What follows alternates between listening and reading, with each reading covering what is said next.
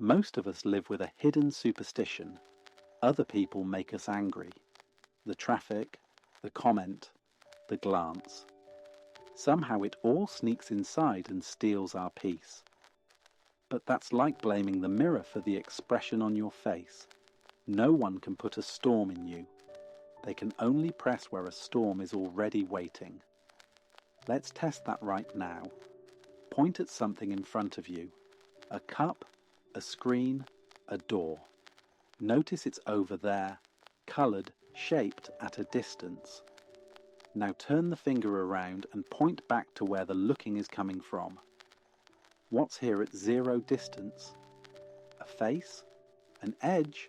Or clear, awake, capacity open space hosting sight, sound and sensation? From this openness, irritation is seen as weather in a sky. The sky isn't bothered. It hosts. This is the headless way, not a belief, a looking. When you check what you are here, the botherable self is recognized as passing content, not the container. The ocean doesn't argue with waves. It lets them rise and fall and stays ocean. So what steals our peace? Not events, participation.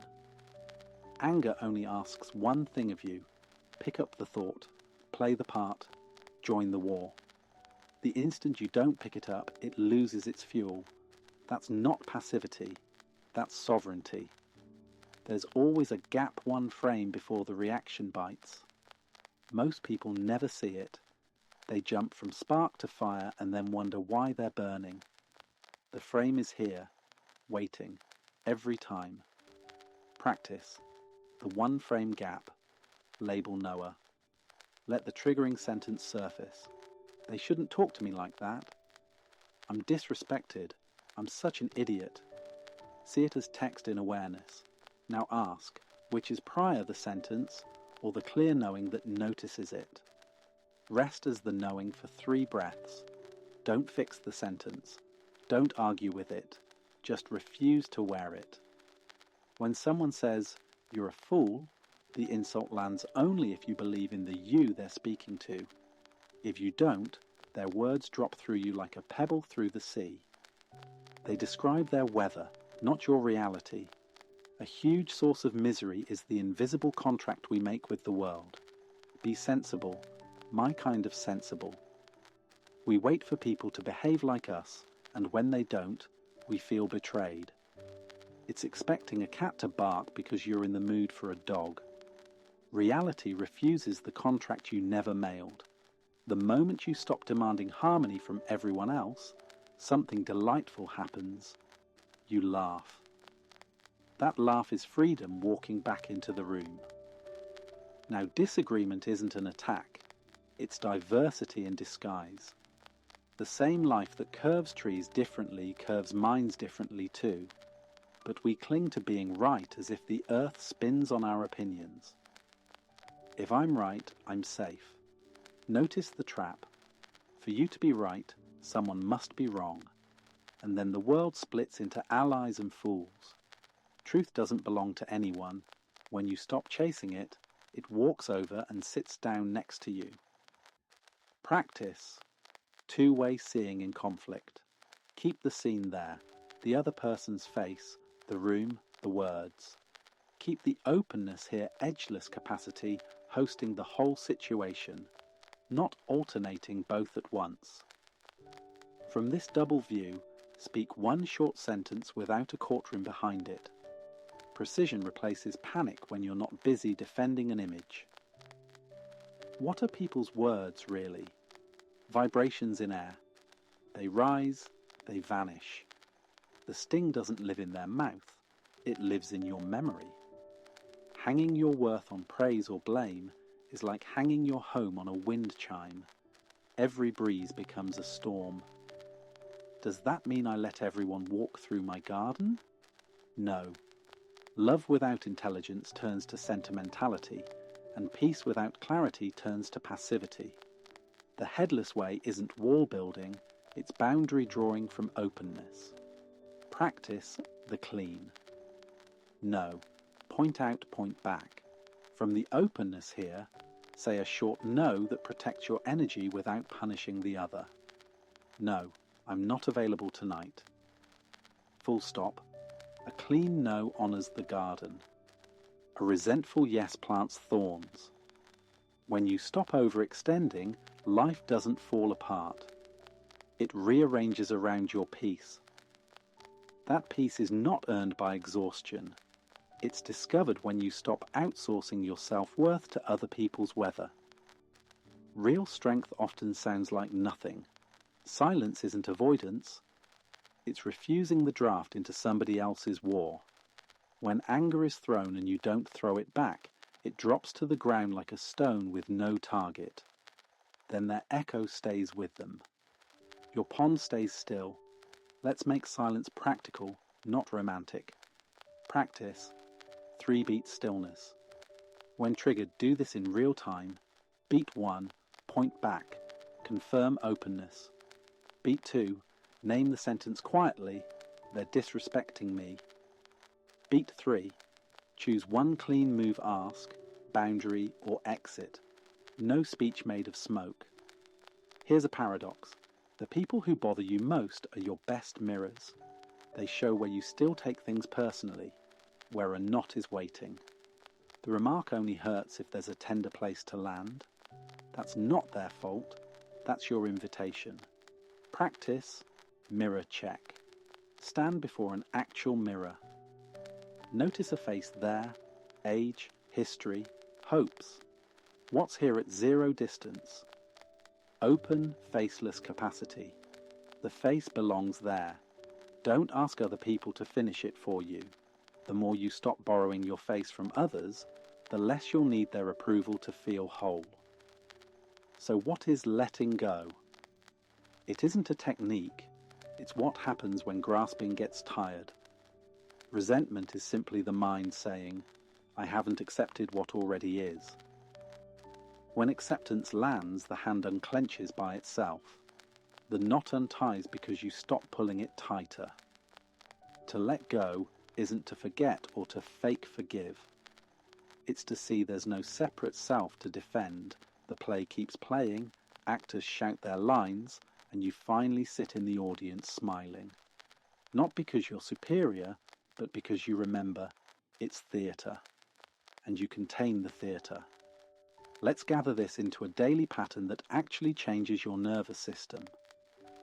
The Unbothered blueprint, 4 clean moves. Pause, find the one frame gap. Point, out to the world, back to openness. Label, name the sentence running the show. Act, one precise move. Ask, boundary, or exit. Repeat. That's it. You won't do it perfectly. Good. Perfection is another contract the world won't sign. But what about injustice? What about real harm? Silence doesn't mean surrender. From openness, action becomes exact. Your no lands where it should, not on everyone for everything. Your yes feeds what's alive, not what's addicted to your attention. Practice. Accuracy is kindness. From two-way seeing, turn your complaint into a request. Not, you always disrespect me, but, when meetings start late, I need a clear start time tomorrow.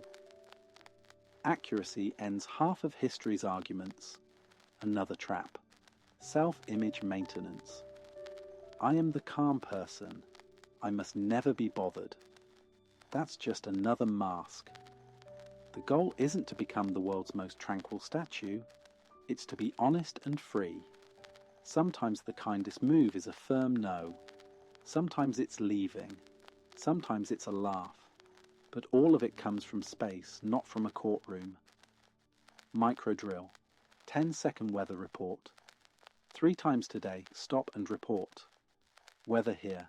Tight chest, fast thoughts. Then add, sky here, open. Don't fix the weather. Remember the sky. Let's visit 3 classic triggers and what headless clarity offers. Trigger, the interrupter.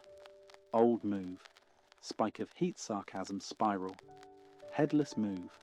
Point back, feel the one frame gap. Say one clean line.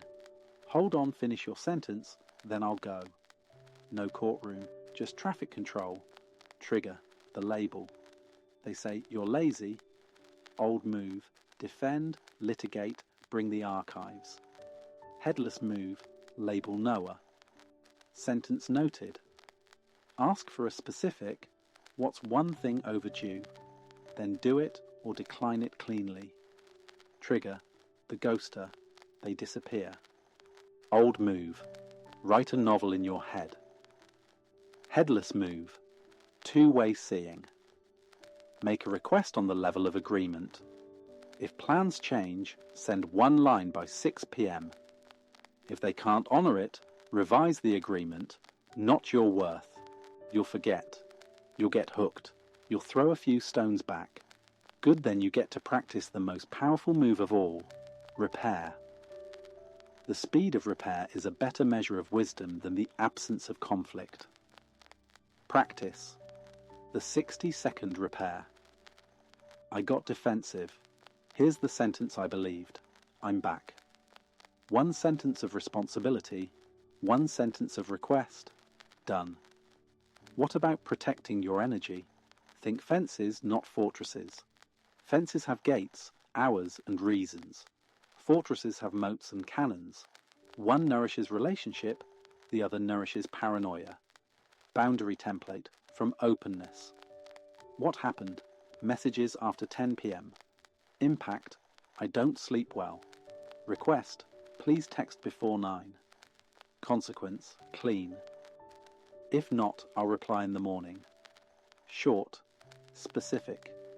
No character assassination required. Now a deeper seeing.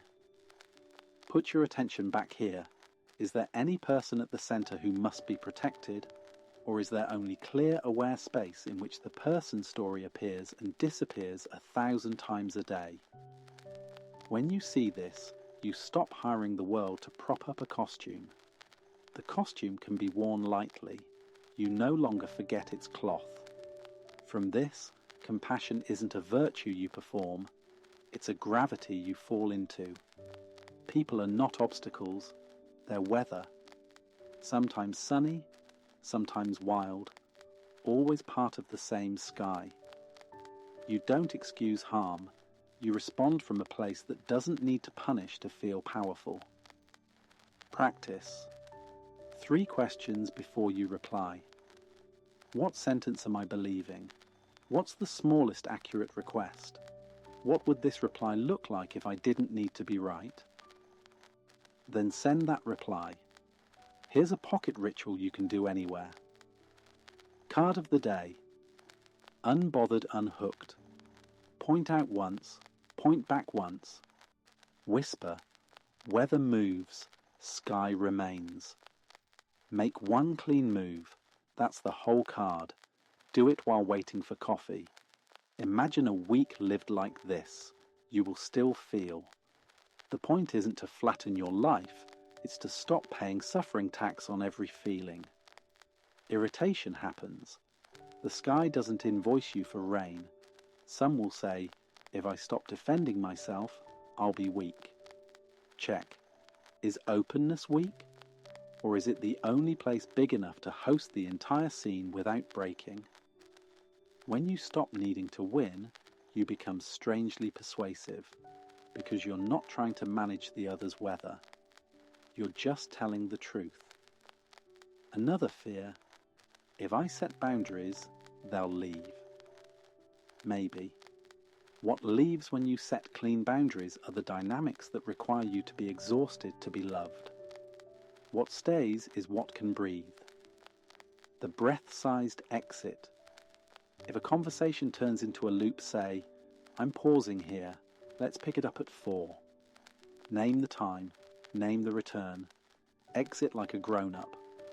The loop loses oxygen. Check again. Point back. What's here? Not a role, not a verdict. Capacity bright, ordinary, present. When you live from this, even your anger becomes honest. A short flame that lights action, not a furnace you sleep in. You don't need the world to be polite to be free. You need to see where you're speaking from. Every time you return here, zero distance, open capacity, you stop outsourcing your piece to the next comment, the next promise, the next apology that never arrives. So no one can really bother you. They can only ring a bell you forgot you were holding, put it down, or better hang it back in the wind where it belongs. Let life ring it. You be the sky that hears the sound and doesn't tremble. 1 minute rap. Point out, point back, name the sentence, make one clean move. That's the headless way of being unbothered, not by building thicker armor, but by remembering you are the space no arrow can pierce. Take this into your day. If you forget, good. That's the next chance to practice.